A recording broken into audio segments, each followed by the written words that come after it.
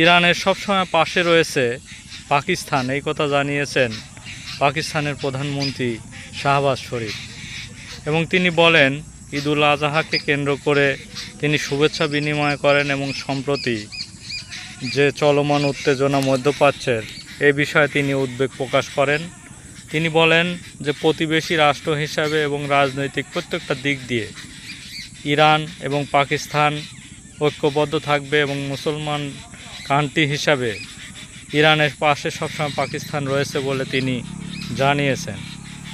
এবং পাকিস্তানের যে সেনাপ্রধান অসীম মুনির, তিনি বিভিন্ন মধ্যপ্রাচ্যের সৌদি আরব থেকে শুরু করে বিভিন্ন দেশ সফর করেছেন এবং সেখানেও তিনি অনেক প্রশংসা কুড়িয়েছেন।